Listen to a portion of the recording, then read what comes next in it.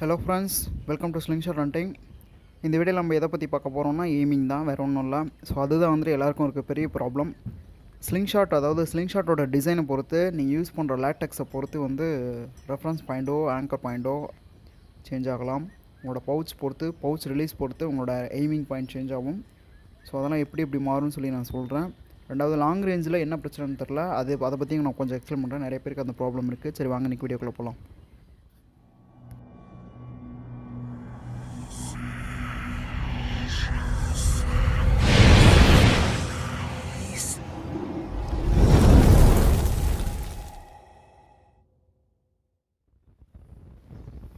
So இப்போ பார்த்தீங்கன்னா இதுதான் என்னோடய ஸ்லிங்ஷாட்.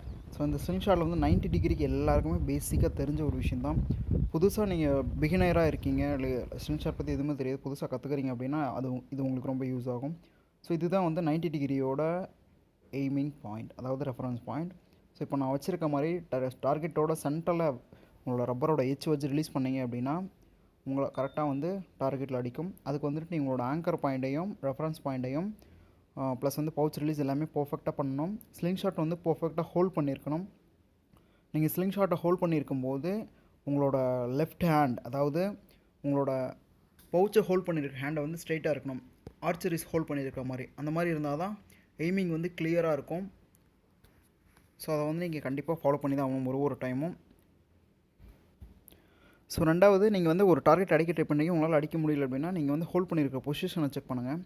அதே மாதிரி உங்களோட பவுச் ஹோல்டிங் எல்லாமே ப்ராப்பராக ஒரு டைம் செக் பண்ணிவிட்டு நீங்கள் எய்ம் பண்ணிங்கன்னா கரெக்டாக அடிக்கும். அதுக்கு வந்து உங்களோட ரெஃபரன்ஸ் பாயிண்ட் நீங்கள் கண்டுபிடிச்சி வச்சுருக்கணும் உங்கள் ஸ்லிங் ஷாட்டில். ஸோ இப்போ உங்களுக்கு புரிஞ்சிருக்கும் 90 டிகிரி. ஸோ இதுதான் 90 டிகிரியோட ரெஃபரன்ஸ் பாயிண்ட், நான் ஆல்ரெடி சொல்லியிருக்கேன். ஸோ இப்போ 45 டிகிரிக்கு அப்படின்னு பார்த்தீங்கன்னா வச்சுக்கோங்களேன், இந்த மாதிரி வரும். ஸோ இந்த மாதிரி ரப்பரோட எட்ஜ் வந்து கரெக்டாக டார்கெட்டோட சென்டரில் வைக்கணும். உங்களோட ஆள்காட்டி விரல் வந்துட்டு நீங்கள் ஹோல்ட் பண்ணியிருக்க ஆள்காட்டி விரல் வந்துட்டு ஸ்ட்ரெயிட்டாக 90 டிகிரியில் இருந்துச்சு அப்படின்னா உங்கள் ஸ்லிங் ஷாட் வந்து 45 டிகிரி ஆங்கிளில் ஹோல்டாக இருக்குது அப்படிங்கிறது அர்த்தம். ஸோ அதை வந்து நீங்கள் அதை வச்சு கன்ஃபர்மேஷன் பண்ணிக்கலாம். அப்படி இல்லைனா ஸ்லிங் ஷாட்டில் நீங்கள் அந்த ஒரு லைன் மாதிரி வரைஞ்சி நீங்கள் அதை வச்சு கன்ஃபர்மேஷன் பண்ணிக்கலாம். அதை ப்ராக்டிஸ் பண்ண மசில் மெமரி செட் ஆயிரும். ஆட்டோமேட்டிக்காக நீங்கள் ஹோல்ட் பண்ணிங்கன்னா 45 டிகிரி உங்களால் ஹோல்ட் பண்ண முடியும். ஸோ 45 டிகிரிக்கு 3 ரெஃபரன்ஸ் பாயிண்ட் இருக்குது. ஸோ அந்த 3 ரெஃபரன்ஸ் பாயிண்ட் தான் இப்போ நீங்கள் பிக்சரில் பார்த்துருப்பீங்க. லோவர் ஆங்கிளுக்கு ஒரு ரெஃபரன்ஸ் பாயிண்ட், மிடில் ஆங்கிளுக்கு, அப்பர் ஆங்கிளுக்கு. ஸோ அப்பர் ஆங்கிளுக்கு 2 ரெஃபரன்ஸ் பாயிண்ட் இருக்குது. ஆக்சுவலாக 45 டிகிரி பொறுத்த வரைக்கும் 2 எக்ஸ்டான்சல் லைன் இருக்குது. ஸோ அது வந்து உங்களுக்கு ப்ராக்டிஸ் பண்ண கிளியர் ஆகிடும். ஸோ இந்த இதுக்குமே நீங்கள் ஸ்லிங்ஷாட் ஹோல்டிங் பொசிஷனை கன்ஃபர்மேஷன் பண்ண வேண்டியது இருக்கும். அதாவது பவுச் ஹோல்டிங், ஸ்லிங்ஷாட் ஹோல்டிங், உங்களோட ஸ்டாண்டிங் பொசிஷன், டார்கெட்டோட ரேஞ்ச் ப்ளஸ் டார்கெட்டோட angle.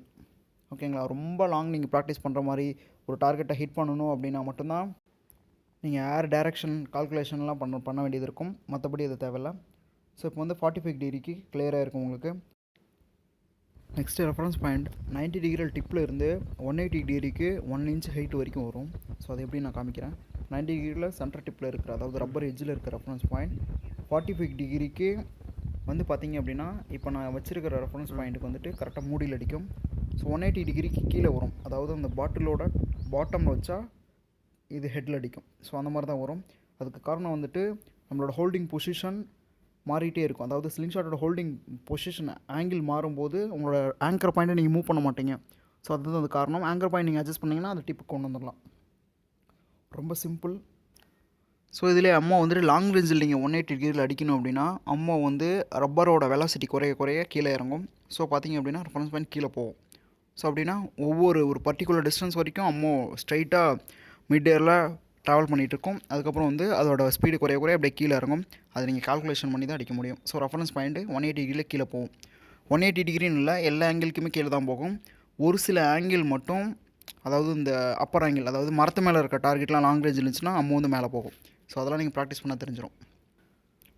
Tube sling ஷாட்ஸ்க்கு reference point டோட்டலாக சேஞ்ச் ஆகும். ஸோ அது வந்து டியூபோட வெலாசிட்டி ரொம்ப கம்மி, திக்னஸ் அதிகமாக இருக்கும், வெலாசிட்டி ரொம்ப கம்மியாக இருக்கும். அதனால் வந்து அதுக்கும் ஃப்ளாட் பேண்டுக்கும் ரொம்ப நிறைய டிஃப்ரென்ஸ் இருக்குது. ஸோ இந்த பாட்டில் நான் படித்து காமிக்கிறேன். 90 டிகிரியில் படிச்சிருக்கேன். ஸோ இதே தான் சேம்.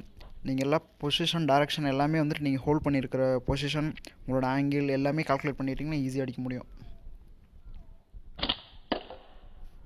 ஷார்ட் ரேஞ்சில் உங்களால் கண்டினியூஸாக டார்கெட் அடிக்க முடிஞ்சதுன்னா லாங் ரேஞ்சு நீங்கள் கால்குலேஷன் பண்ணி ப்ராக்டிஸ் பண்ணிக்கலாம். ரொம்ப ஈஸி. ஷார்ட் ரேஞ்சிலே டார்கெட் மிஸ் ஆகுது அப்படின்னா நீங்கள் இன்னும் ப்ராக்டிஸ் பண்ணணும்னு அர்த்தம்.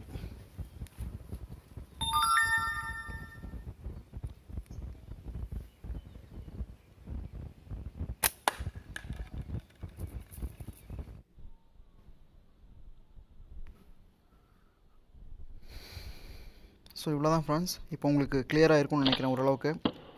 இதை மீறி உங்களுக்கு ஏதாவது டவுட் இருந்துச்சு அப்படின்னா நீங்கள் கமெண்ட் செக்ஷனில் கேளுங்க, நான் கிளியர் பண்ணுறேன். வேறு ஏதாவது பர்சனலாக காண்டாக்ட் பண்ணணும், என்னோடய மெயில் ஐடி தரேன், அதுக்கு நீங்கள் காண்டாக்ட் பண்ணலாம். மெயில் பண்ணுங்கள், நான் ரிப்ளை பண்ணுறேன், நோ ப்ராப்ளம்.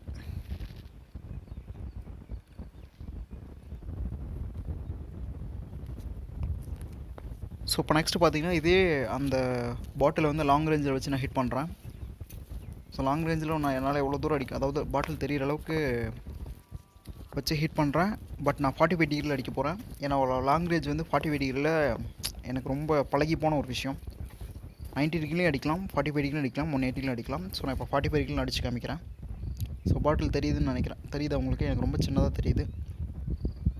ஸோ இன்னும் ஒரு முக்கியமான ஒரு பாயிண்ட் இருக்குது. அதாவது நீங்கள் வந்து பேண்டை வந்து ரொம்ப நேரம் ஸ்ட்ரிச் பண்ணி பிடிக்கக்கூடாது. நீங்கள் பேண்டை ரொம்ப நேரம் ஸ்ட்ரிச் பண்ணி பிடிச்சிங்க அப்படின்னா அந்த ஹீட், அதாவது அந்த பேண்டோட தன்மை மாறிடும். அதாவது பேண்ட் ஸ்டிச் ஆகும்போது அதில் ஒரு ஹீட் வந்து உருவாகும். ஓகேங்களா?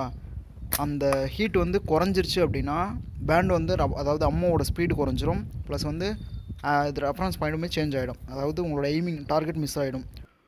ஸ்டிச் ஆன உடனே நீங்கள் ரிலீஸ் பண்ணிங்கன்னா மட்டும்தான் அந்த ஃபுல் ஸ்பீட் கிடைக்கும். ஸோ அதை ஃபாலோ பண்ணிக்கோங்க. ஸோ நெக்ஸ்ட்டு இந்த வாட்டர் பாட்டில், இதுவுமே லாங் ரேஞ்ச் தான். பட் 180 டிகிரியில் நான் ஹிட் பண்ணுறேன்.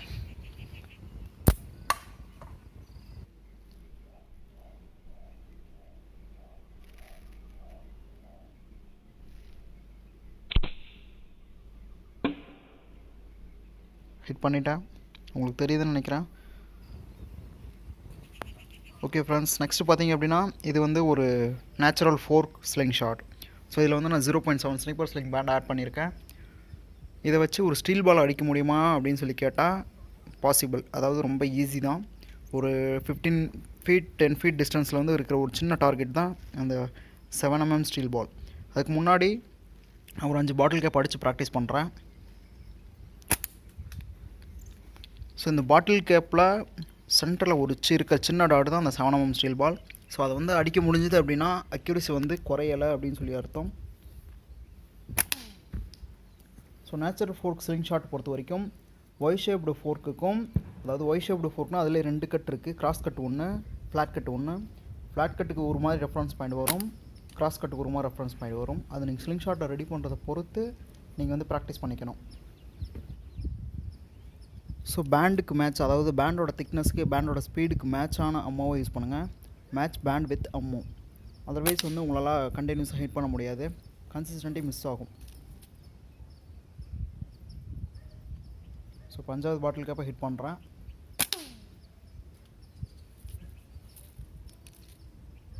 ஓகே ஃப்ரெண்ட்ஸ், நெக்ஸ்ட் வந்து ஒரு குட்டி ஸ்டீல் பாலை வச்சு நான் அடிச்சு காமிக்கிறேன்.